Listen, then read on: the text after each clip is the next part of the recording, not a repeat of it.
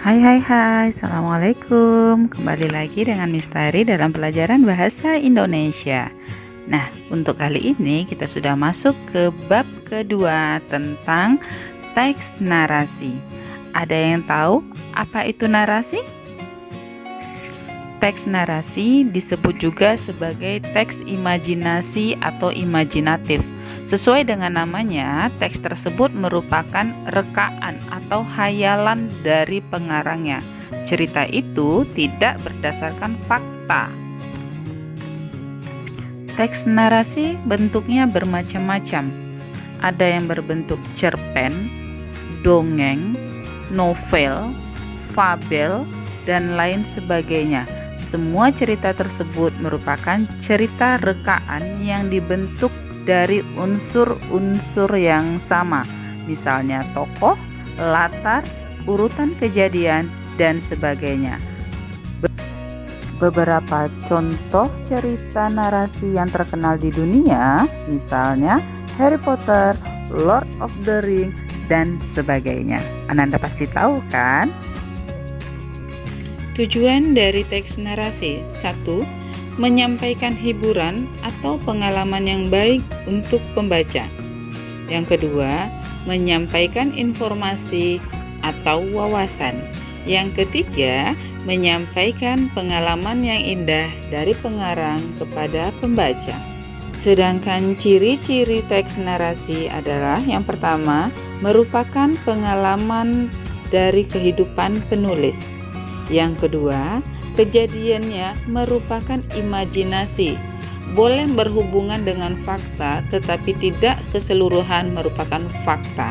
Yang ketiga, terdapat konflik yang ingin dibahas di dalamnya. Yang keempat, memiliki nilai keindahan atau estetika di dalam teksnya. Yang kelima, disusun secara kronologis atau berurutan. Unsur-unsur yang terdapat di dalam teks narasi. Yang pertama, tema. Yang kedua, alur. Yang ketiga, tokoh. Yang keempat, penokohan. Yang kelima, latar. Yang keenam, sudut pandang. Yang ketujuh, gaya bahasa. Dan yang kedelapan, amanat.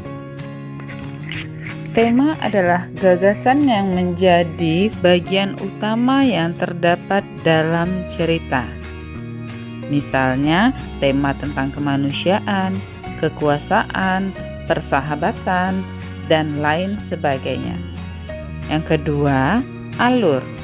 Alur merupakan pola pengembangan cerita yang terbentuk oleh hubungan sebab akibat, atau kita kenal juga alur sebagai rangkaian peristiwa atau plot. Alur terbagi menjadi 3, alur maju, alur mundur, atau kombinatif. Bagaimana cara kita membedakan ketiga alur tersebut? Maka kita akan melihat dari urutan terjadinya peristiwa. Yang ketiga, tokoh dan penokohan. Tokoh artinya segala pemeran yang terdapat di dalam cerita imajinatif kita. Sedangkan penokohan adalah sifat atau karakter yang terdapat di dalam tokoh tersebut. Tokoh dan penokohan tidak bisa dipisahkan. Cara pengarang menggambarkan tokoh yang ada di dalam cerita terdiri atas beberapa bagian. Yang pertama, menyebutkan secara langsung sifat dari tokoh tersebut. Misalnya, Eli sangat ramah. Pengarang ingin memberitahu kepada pembaca bahwa Eli merupakan orang yang ramah dan itu dituliskan secara langsung. Yang kedua, menggunakan gambaran fisik. Artinya, pengarang menggambarkan sifat fisik dari tokoh yang ingin dibicarakannya. Yang ketiga, dengan menggambarkan perilaku tokoh yang ingin dibicarakan. Misalnya, ketika lewat di hadapan tetangganya, ia selalu saja membusungkan dadanya. Nah, dari perilaku tokoh tersebut, kita bisa mengetahui bahwa orang tersebut merupakan orang yang sombong. Yang keempat, dengan menggunakan tata bahasa tokoh.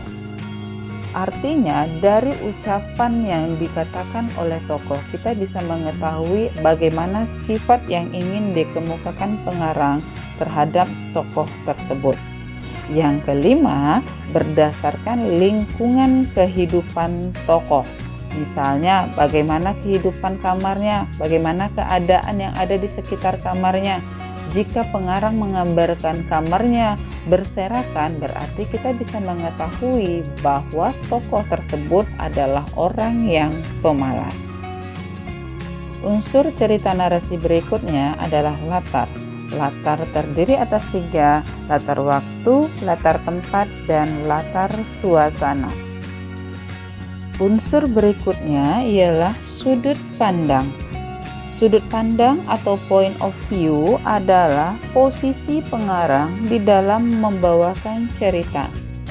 Sudut pandang terdiri atas 2. Yang pertama, berperan langsung sebagai orang pertama, sebagai tokoh utama atau sebagai tokoh tambahan yang terdapat di dalam cerita tersebut. Yang kedua, pengarang berperan sebagai orang ketiga yang berperan sebagai pihak yang serba tahu atau sebagai pengamat. Gaya bahasa.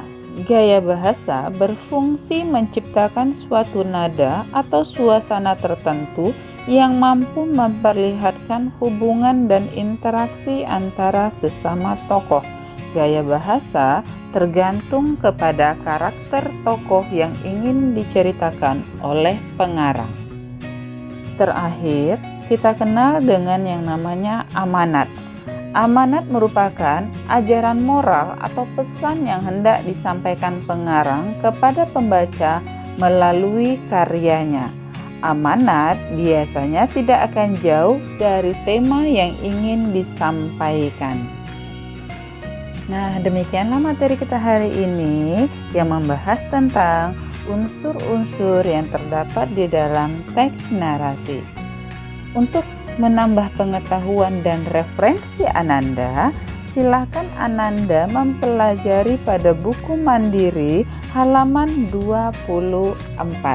Jika ada yang masih diragukan, untuk pertemuan berikutnya akan kita diskusikan kembali. Demikian pertemuan kita hari ini.